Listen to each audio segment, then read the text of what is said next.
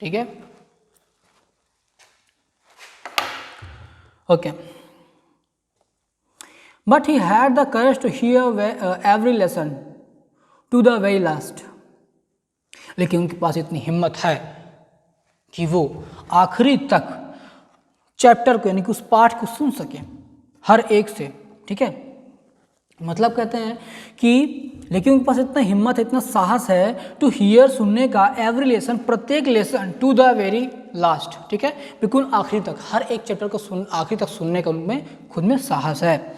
After the writing यानी कि लेखन के बाद, we had a lesson in history, हमारे पास एक लेसन था हिस्ट्री का, ठीक है, इतिहास उनको पढ़ना था। And then the babies chanted, फिर उसके बाद बच्चों को जो तो क्या था वो चिल्लाना था, जो से पढ़ना था, रिपीट करना था, क्या, बा बी बी बो बू, ठीक है, मतलब उनका कुछ कविता शविता होगा अपना, है ना, तो मतलब वो पढ़ते हैं बच्चे, उसको रिपीट करते हैं, क्या, बा बी बी बो बू, ठीक है, तो वो सब बोलते हैं। Down there at the back of the room old Hauser had put on his spectacles and, अब देखिए डाउन देयर नीचे, at the back of the room, अब देखो क्या, जो कमरे जो पिछला छोर है, ठीक है, और जो कमरे जो पिछला छोर है यानी कि बैक बेंच की तरफ अगर ध्यान दिया जाए, ठीक है, यानी हम लोग अभी तो ऊपर बात करते हैं, नीचे हम लोग बात करते हैं पीछे की तरफ। Back of the room old house, जो बूढ़ा व्यक्ति है, had put on his spectacles, उसने अपने चश्मे पहन लिए हैं। Holding his primer in both hands, अपनी जो बुक है उसको दोनों हाथों में लेता है। Spelled the letters with them, और क्या करता है वो अपनी दोनों हाथों में पुस्तक पकड़ कर वो भी उन बच्चों के साथ क्या, बा बे बी बोलते हैं, मतलब उनके साथ रिपीट करता है, ठीक है। यू कुड सी दैट, आप देख सकते थे, that he too was crying, कि वो भी रो रहे थे। देखो देश एक ऐसी चीज़ होती है ना कि जिससे सबका लगाव होता है, छोटा बड़ा मिडिल एज का कोई भी हो, देश सबका एक ही होता है। तो इन सब चीज़ों में भावुक होना तो लाजमी है, क्योंकि वो सब चाहते थे अपने देश को, अब वो किसी और का हो गया है। तो ये चीज़ें हैं जो उनको बहुत ज़्यादा दुख प्रदान कर रही हैं। अब वो भी रो रहे हैं। हिज वॉइस ट्रेम्बलिंग, उनकी जो आवाज़ वो कांप रही है विद इमोशन, भावना के साथ है। And it was so funny, और वो बहुत ज़्यादा विचित्र भी लग रहा था, to hear him that we all wanted to laugh and cry, और वो मतलब उनको रोना देख करके उनकी जो आवाज़ थी वो कांप रही थी। तो बच्चे क्या होता है ना, तो उनको हर चीज़ में ना मजाक मतलब लगता है, हंसी आती है, तो वो देख के बोलता है क्या है कि मुझको तो हंसी भी आ रही थी, रोना भी आ रहा था, मतलब हम सब बच्चे होते ना, अगर ऐसा कुछ ना हुआ होता तो हम सब हंसते भी रोते भी, दोनों चीज़ कर लेते, ठीक है। तो थोड़ा सा फ़नी भी उनको लगा, हाँ, क्योंकि ये बच्चे हैं तो आप फ़नी बोल सकते हो, अदरवाइज़ जो सिंसियर बंदे हैं, मतलब जो बड़े व्यक्ति हैं, वो तो क्या करेंगे, वो ऐसा नहीं करेंगे, ठीक है। ये सब हंसना चाहते थे और रोना भी चाहते थे। How well I remember it, oh मुझे कितना अच्छे से याद होगा, क्या, दैट लास्ट लेसन, वो आखिरी पाठ। कहते क्या, ओह यह अंतिम पाठ मुझे कितने अच्छे तरीके से याद रहेगा, क्योंकि काफ़ी चीज़ें हो रही हैं उस दिन, है ना, तो उनको तो याद होगा ही होगा, जाहिर सी बात है। अब ईमानदारी से उन्होंने पढ़ाई की नहीं, है ना ही उनके टीचर ने पढ़ाया उतने अच्छे से। अब देखो आगे पढ़ते हैं। माई फ्रेंड सेट, अब देखो कहते हैं क्या, सॉरी यहाँ से है, all at once the church clock struck 12, तो तुरंत जो चर्च की जो क्लॉक थी, जो घड़ी थी, वो क्या तुरंत 12 बज जाती है। Then the angelus at the same moment the trumpets of the Persians returning from drill sounded under the our window. कहती क्या, देन द एंजुलस, जो एंजुलस क्या है, एक प्रार्थना की घंटी होती है, ठीक है, एट द सेम मोमेंट, और उसी समय क्या होता है, द ट्रम्पेट्स, जो सिपाही होते हैं कहाँ, पर्शिया के, ठीक है, पर्शिया जो सिपाही हैं उनकी जो तिराहियाँ, मतलब ट्रम्पेट्स मतलब क्या हो गया, जो तुराही होती है, तुराही मतलब कह सकते हो जो बजाया जाता है, ठीक है, जो उनमें जो गान वान होता है, राष्ट्रगान वगैरह जब होता है तो वो सब बजाते हैं ना, तो वही सब इंस्ट्रूमेंट्स जो हैं। तो जो ट्रम्पेट्स ऑफ पर्शियन है रिटर्निंग फ्रॉम ड्रिल, वो सब अभ्यास करके वापस लौट रहे होते हैं, और जो तुराई होती है वो बजा रहे होते हैं, और साउंडेड अंडर आवर विंडो, और उसका जो साउंड था वो हमारे विंडो यानी कि हमारी खिड़की के अंदर तक आ रहा था। एम हैमल स्टूड अप, जो एम हैमल है वो खड़े हो जाते हैं। वेरी पेल, मतलब बहुत ज़्यादा पीले पड़ चुके होते हैं। इन हिज चेयर, अपनी चेयर में बैठे बैठे, ठीक है, काफ़ी पीले पड़ चुके, मतलब काफ़ी दुखी हो चुके हैं। I never saw him look so tall, और मैंने कभी भी उनको इतना आत्मविश्वासी नहीं देखा है। शायद वो जो ट्रम्पेट्स थे, वो जो सिपाही थे, वो सब जो बजा रहे थे, शायद उनके देश का ही राष्ट्रगान रहा हो सकता है ऐसी जो प्रार्थना रही हो वो आत्मविश्वास बढ़ाने के लिए रही हो, ठीक है। तो कहते कि मैंने वो कभी भी उनको इतना आत्मविश्वासी नहीं देखा, वो खड़े हो गए।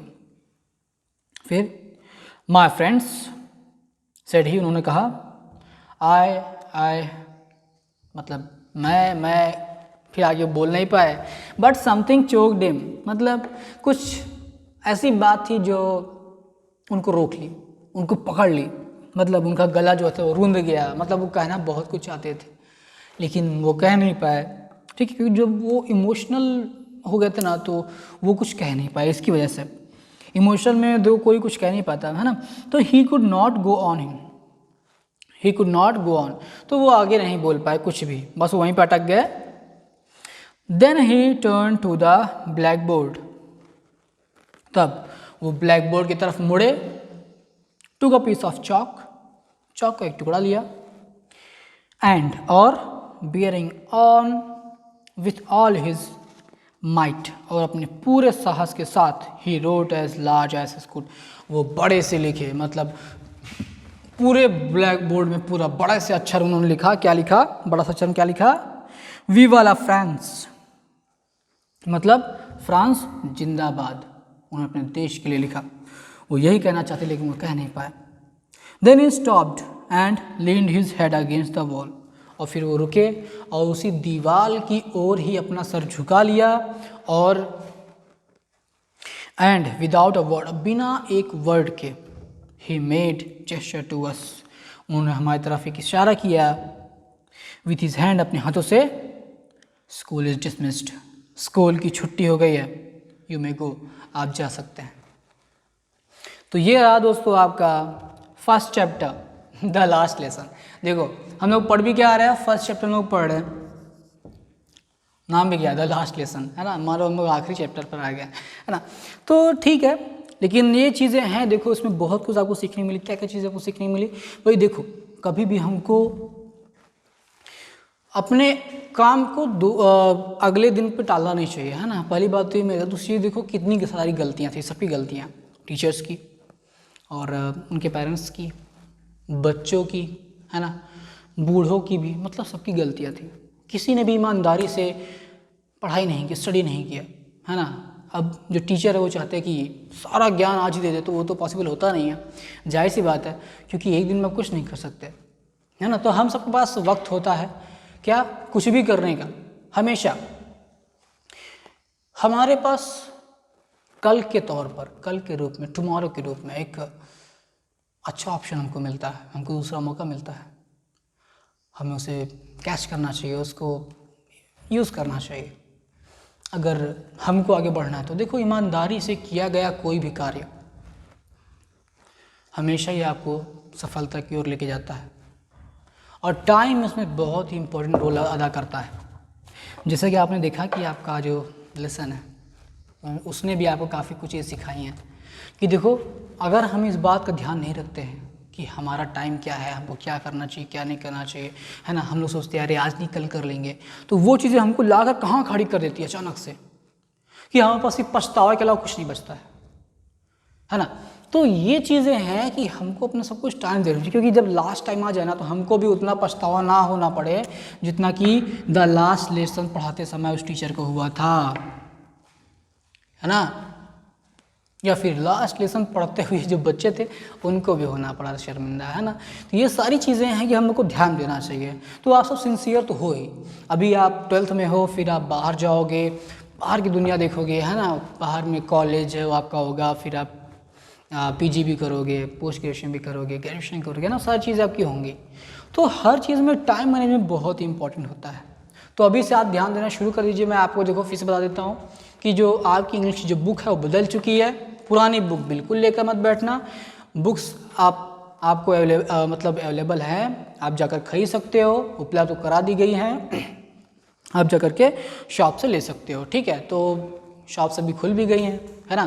तो नई बुक आप लीजिए, नया सिलेबस है पूरा। ऐसा ना करिए कि आप पुरानी बुक लेकर के बैठे रहो और फिर लास्ट में आपको प्रॉब्लम हो जाए, है ना। बिल्कुल ये लास्ट लेसन की तरह। ओके, तो जैसे कि आप जानते हैं हम लोगों ने फर्स्ट चैप्टर अपना ख़त्म कर लिया, द लास्ट लेसन, ठीक है।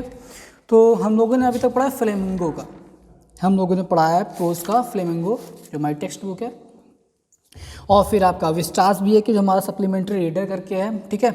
तो ज़रा मैं आपको ये क्लियर कर दूँ कि आखिर कितने कितने नंबर आपको क्या क्या चीज़ें आएंगी, ठीक है। ताकि देखो अभी तो ये बुक नहीं है, तो हो सकता है आपको मिले या ना मिले, जो भी है, ठीक है। तो मैं आपको बता दे रहा हूँ, हालांकि जब आपके पास बुक होगी तो आप खुद भी देख सकते हो, लेकिन क्या है थोड़ा सा क्लियर कर देता हूँ। देखिए टोटल आपको कितने मिलेंगे, आपको 40 मार्क्स का लिटरेचर मिलेगा, आपका 40 मार्क्स होंगे लिटरेचर में, ठीक है।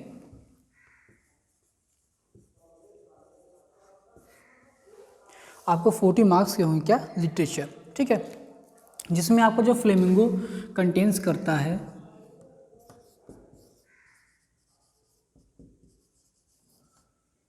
आपका फ्लेमिंगो आपका कंटेंस करता है कम से कम 25 मार्क्स, ठीक है। यह आपका आएगा 25 मार्क्स का, यानी प्रोज से आपको आना है 25 मार्क्स, ठीक है। फिर आपको जो आपका था क्या, सप्लीमेंट्री रीडर, जिसका नाम क्या, विस्टास, जो कि आपका मिलता है करीब 15 नंबर का। और जैसे कि मैंने बताया कि आप लोगों का क्या जो सिलेबस है वो अब सीबीएसई बोर्ड के तरीके से हो गया, ठीक है। पूरा जो अगर बात करें 10th का भी आपका हो गया है सीबीएसई बोर्ड से रिलेटेड, मतलब एनसीईआरटी बेस्ड हो गया है, और 12th का भी अब एनसीईआरटी बोर्ड मतलब बेस्ड सब कुछ कर दिया गया है, लगभग सीबीएसई बोर्ड के बराबर आप है, ठीक है। तो ये कर दिया गया है, तो सीबीएसई वाली और ये वाली बुक दोनों मेरे ख्याल से मिलनी चाहिए, ठीक है। और कह सकते हैं आपका 10th वाला भी इस बार से एनसीईआरटी हो गया है ना। तो देखो क्या क्या चीज़ इसमें आएंगे, आपका 40 मार्क्स आपका लिटरेचर में जो बनेगा वो बनेगा, और उसमें फ्लेमिंगो जो आपका टेक्स्ट बुक है, ठीक है,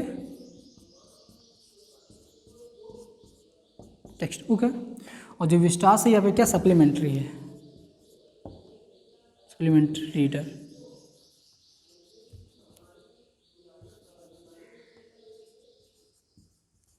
ठीक है, आपके सप्लीमेंट्री रीडर हो गया। तो क्या 15 नंबर का ये हो गया। अब देखो आखिर फ्लेमिंगो में कौन कौन सा चीज़ कितना कितना आएगा, ठीक है। तो ये आपका ये 25 मार्क्स बन रहा है, वो बने कैसे, इसमें जो आपको पता है कुछ शॉर्ट क्वेश्चंस आएंगे, कुछ आंसर आएंगे, ठीक है। आपको कुछ पैसेज दिया जाएगा, उन सबको मिला करके, ठीक है। जैसे हम लोग लेते हैं, देखो पहले आपको 2 शॉर्ट आंसर टाइप क्वेश्चन आएंगे, ठीक है। इसको रेस कर देता हूँ, देखो फ्लेमिंगो 25 और विस्टा 15, ठीक है, इसको याद रखिएगा। तो देखते हैं आपको 2 शॉर्ट मिलेंगे, ठीक है, 2 शॉर्ट क्वेश्चन आंसर मिलेंगे, ठीक है।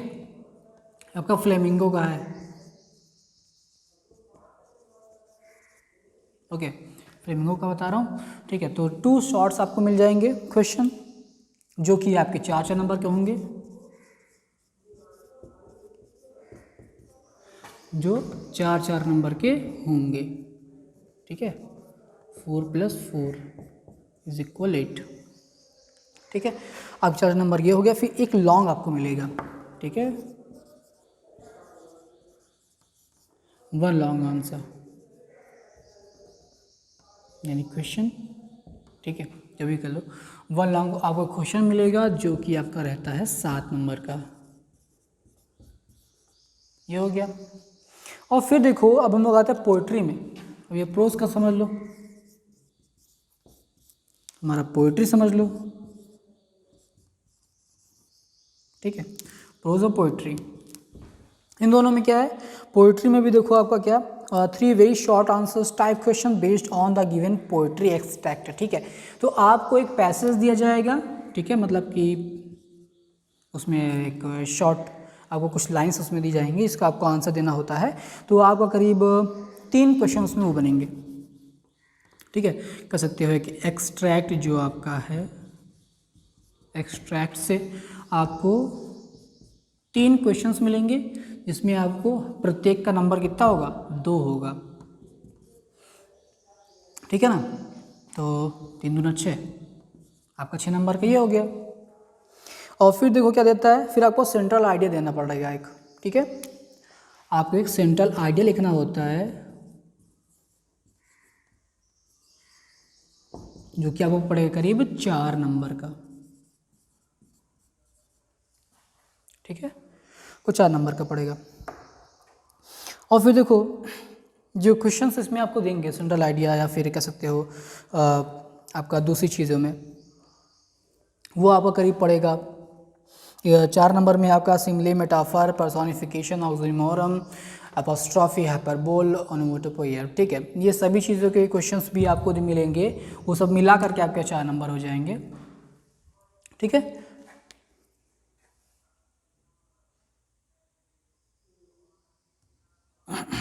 ठीक है, अब देखो ये हमारा हो गया फ्लेमिंगो का। टोटल हमारे कितना मार्क्स हो गए इसमें, 25 हो रहा है।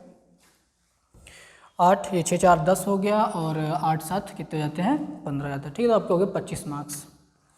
तो आपकी ये हो गए टोटल 25 मार्क्स, है ना। फिर आपको देखो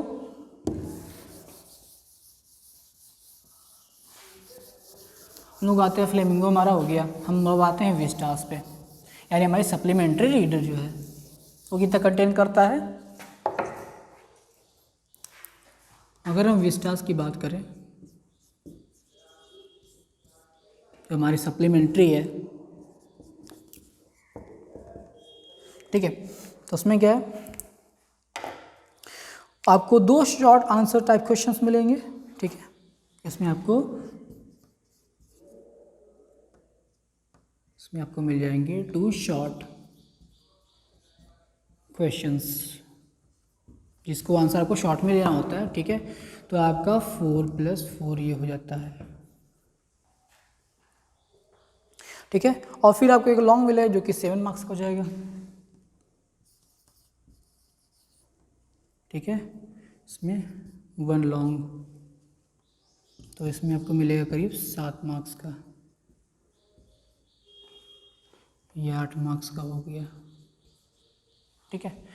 25 ये आपका 15 ये हो गया, और 15 25 कितना होता है आपका, तो 15 ये हो गया, 25 हमारा फ्लेमिंगो का था, तो हमारा हो गया 40, ठीक है।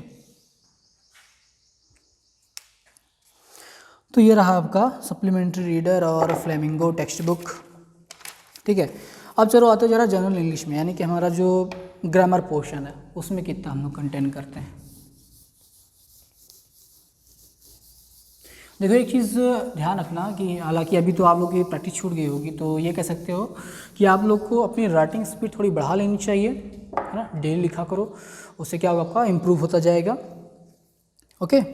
चलो अब देखते हो हमारा जो जनरल इंग्लिश है वो कितना हमारा है, जनरल इंग्लिश, ठीक है। ये हमारा जो है कंटेन करता है करीब 60 मार्क्स का, ठीक है। और टोटल मिलाकर हमारा कितना हो जाता है, 100 हो जाता है, ठीक है। टोटल हमारा 100। अब इसमें 1 लॉन्ग पैसेज मिलेगा, देखो एक इसमें पैसेज मिलेगा 1 लॉन्ग पैसेज, आपको एक जो पैसेज मिलेगा वो करीब नंबर आप होता है, वो टोटल मिला के 12 नंबर का आपका होता है, ठीक है। 12 नंबर का कहने का मतलब क्या है, उसमें आपके क्वेश्चंस होते हैं। इसमें जो आपको पैसेज मिलता है इसमें आपको क्वेश्चंस मिलेंगे 4, ठीक है। तो और जो नंबर होते हैं वो कितने रहेंगे, 3, यानी कि हर एक क्वेश्चन का 3 मार्क्स होगा। तो आपका 12 मार्क्स आपका ये हो गया, ठीक है। देखो इसलिए बता रहा हूँ ना कि आपके माइंड में ये सब चीज़ें पहले क्लियर होनी चाहिए, ताकि किस तरह तैयारी करनी है तो स्टार्टिंग से ही हम लोग सब कुछ करना होता है ना। तो हमारा जो प्रिपरेशन है वो स्टार्टिंग में अच्छा होना चाहिए। तो इसलिए मैंने कहा कि आपको क्लियर करवा दूँ। Answer type question and to vocabulary question, vocab से आपको कुछ आएंगे, ठीक है। जैसे आपका हो गया कर सकते हो आप फिल इन द ब्लैंक्स वगैरह कर सकते हो, ठीक है। वो सब सारी चीज़ें आप मिल जाएगी आपको। आपको 2 क्वेश्चन ये मिल जाएंगे और 2 वोकैब, ठीक है। और ये जो आपका नंबर करीब रहेगा 3 का, ठीक है। तो तीनों एक एक होंगे 3 मार्क्स के, और इसमें एक क्वेश्चन भी इसमें दिया आता है, ठीक है। इसमें एक क्वेश्चन भी दिया आता है, एक आंसर टाइप क्वेश्चन भी आपका होगा जो ग्रामर से रिलेटेड होगा, ठीक है।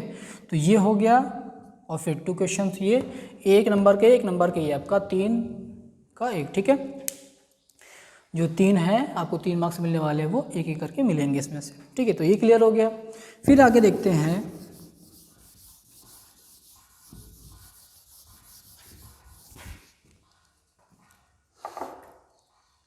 फिर आपका है देखो आर्टिकल्स, आपको सेक्शन बी में आपको राइटिंग, आपका रीडिंग होगा, फिर आपका जब राइटिंग यहाँ आओगे इसी का राइटिंग है, ठीक है।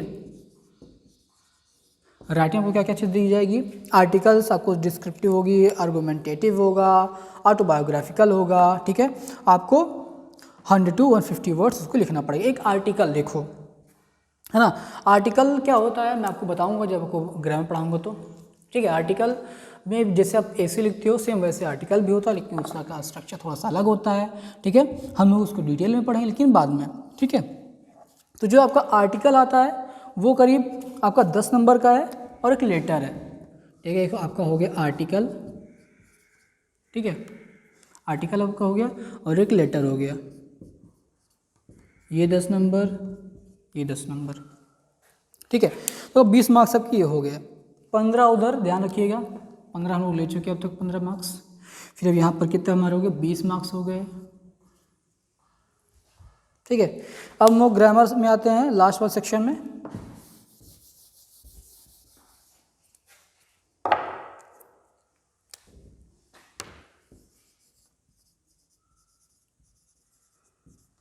ग्रामर सेक्शन में हमारा क्या चीज़ है, ग्रामर आपको मिलेगा 10 very short answer type questions based on narration, synthesis, transformation, syntax, idioms and phrases, phrasal verbs, synonyms, antonyms and one word substitutions, ठीक है, और होमोफोन्स। तो इतना मिला करके आपको 10 क्वेश्चन दिए जाएंगे, ठीक है।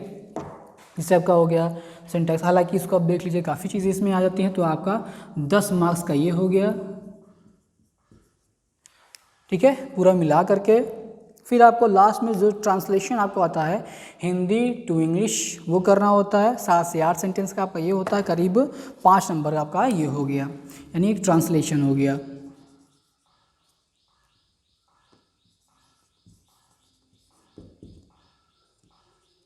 ठीक है। ट्रांसलेशन आपका ये हो गया जो कि आपका कितने नंबर का होता है, 5 नंबर का होता है, ठीक है। हालांकि सब चीज़ें थोड़ी नई है तो मैंने कहा आपको बता दूँ, ठीक है। हालांकि क्वेश्चन टाइप तो सब वही होते हैं फिर भी, ओके। तो ये आपका हो गया करीब आपका 25 नंबर, ठीक है। 25 मार्क्स का ये हो गया।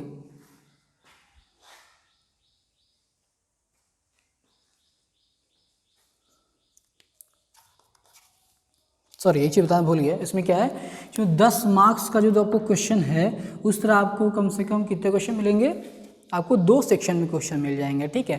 तो जो 10 मार्क्स का एक आपका पढ़ रहा है, एक क्वेश्चन पढ़ रहा है, वो एक्चुअली 2 हो जाएंगे, आपको 2 क्वेश्चंस मिल जाएंगे, ठीक है। दोनों 10-10 मार्क्स के जाएंगे, तो 10 × 2 हो जाएगा, तो आपका 20 ये हो गया, ठीक है। तो आपका जो ट्रांसलेशन आपका होता है वो आपका 5 नंबर का हो गया, 25 ये हो गया, ठीक है। तो 25 और 15 कितना हो गया 40 और 40 20 60। ठीक है, तो हमारा टोटल 60 मार्क्स का हमारे बन गया एस्टिमेट। देखो क्वेश्चंस मैं इसलिए बता रहा हूँ, ये वेस्ट नहीं है, इसको ध्यान समझिएगा।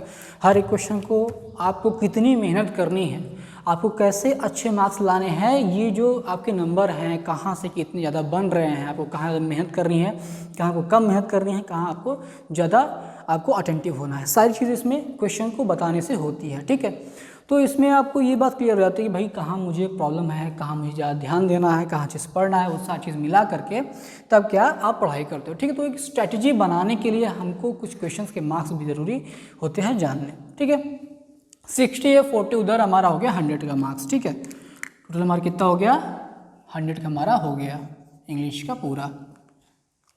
ठीक है ना, तो ये चीज़ें थी। बाकी आप लोग बुक नहीं आई हुई है आप सब ले लो, ठीक है, ताकि अच्छे से पढ़ाई हो सके। नहीं तो क्या होगा कि आप लोग उतना सिंसियर तो बनोगे नहीं, जानते हुए भी फिर भी आप लोग क्या लापरवाही करते ही करते हो, है ना। फिर लास्ट में क्या होगा, अरे यार इतना क्वेश्चन बचा रह गया, अभी पढ़ा नहीं, फिर वो पढ़ना है, ये पढ़ना है, तो लास्ट में फिर यही होता है ना। तो अभी पढ़ाई स्टार्ट कर लो, थोड़े सिंसियर बन जाओ और बुक्स ले लो। नई बुक्स आ चुकी हैं, ठीक है, स्टोर पे आपको मिल जाएंगी। ठीक है, ओके, थैंक यू।